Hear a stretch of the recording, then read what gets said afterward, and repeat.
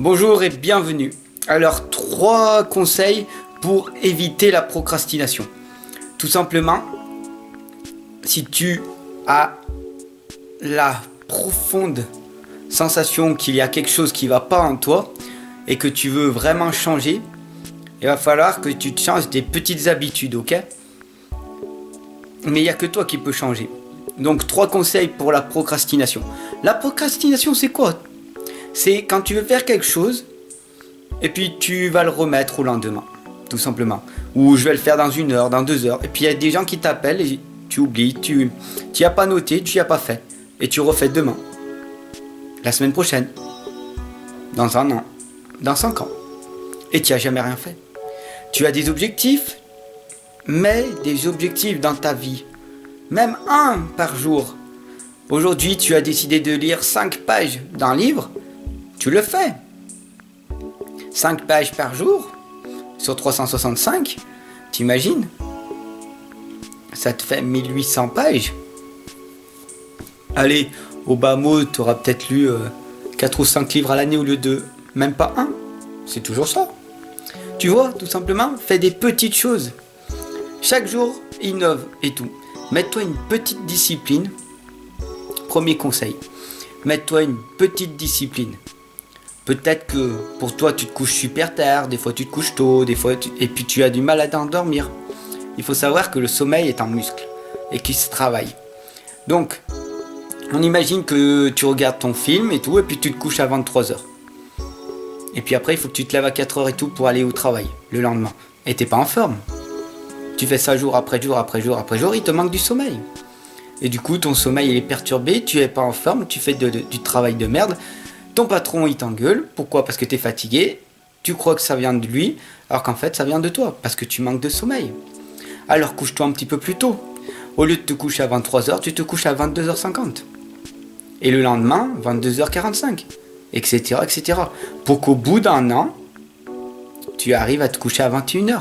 Ah mais moi je peux pas, non, je peux pas, moi j'ai mes enfants à m'occuper. Non, moi je peux pas, non, moi il faut que je regarde mon film et tout à la fin de la soirée. Ah, excuse. Il n'y a que toi qui peux prendre la décision de changer. Où tu fais des excuses, ou tu changes. Tout simplement. Est-ce que tu veux être au top chaque jour pour ton travail, pour être avec des gens? Ouais, super, c'est la forme, je suis positif et tout. Ah non, parce que quand tu es positif, quand tu es au travail, non, il faut faire un peu la tête. Les gens, quand ils sont heureux au boulot, c'est ah salut, vous allez bien et tout, nanana, je lui dis bonjour à tout le monde. Et là, tout le monde il t'écrase. Et là, le mec et la femme, ils sont tarés, eux. Ils sont dans leur monde et tout est heureux, tout est positif. Et non, ça va pas. Si tu es encore dans la peur, dans le regard des autres encore, change ça. Je vois pas pourquoi tu pourrais pas être heureux. Rien ne t'empêche d'être heureux si tu fais un travail que tu aimes. Peu importe le travail que tu aimes, c'est ton état d'esprit, ok?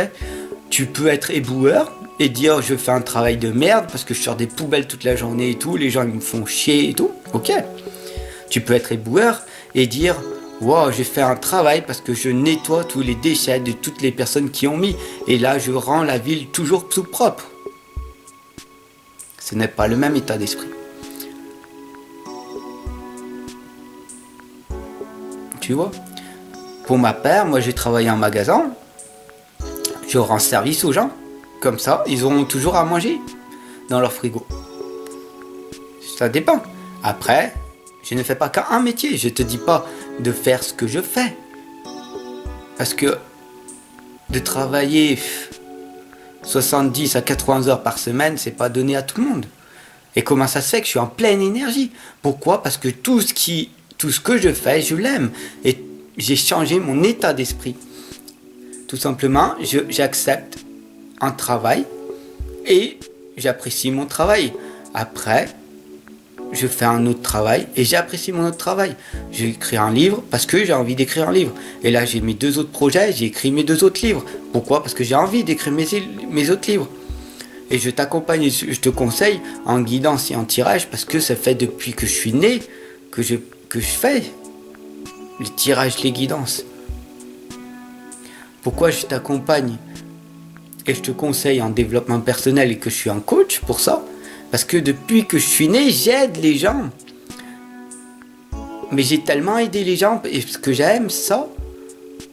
Mais je me suis perdu pendant mes 35 premières années à vouloir aider les gens. Les gens n'ont pas besoin d'aide. Ils ont besoin d'accompagnement et de conseils. Et j'ai mis 35 ans pour comprendre ça. Du coup, j'ai développé d'autres facultés.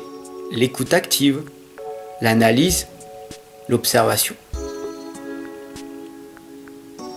Et oui, tout simplement, tout ce que tu fais dans ta vie va te servir à un moment donné dans ta vie. J'ai écrit tous les jours, depuis pas mal de temps, des journaux, un journal intime, à chaque fois que j'ai envie d'écrire et tout. Et après, j'ai des pensées négatives qui viennent, je les écris, et après j'y balance. Ou tu fous le feu, ou tu les mets à la poubelle, ou tu les mets dans les WC, peu importe, tu vois. Et ça te libère ton esprit. Fais cet exercice. Tu verras que ça marche. Teste-le, ou pas. Allez, sur ce, je te laisse, parce que je sais pas si tu as regardé jusqu'à la fin. En tout cas, si tu as regardé jusqu'à la fin, énorme gratitude. Ça veut dire que tu restes concentré sur ce que je te dis et tout, et que ça t'apporte des choses et tout. Alors abonne-toi, partage un maximum. Gratitude à toi. Il faut faire de la gratitude tous les jours. Il faut remercier en permanence. Sur ce, je te laisse. Je te fais des gros bisous. Et oublie pas qu'il faut arriver à progresser dans notre vie. Ok, alors n'hésite pas. Coach en développement personnel, des tirages, des guidances. Tu m'appelles. Et on va casser ces brises, ces croyances limitantes et ces blocages que tu as à l'intérieur de toi. Ensemble, on avance.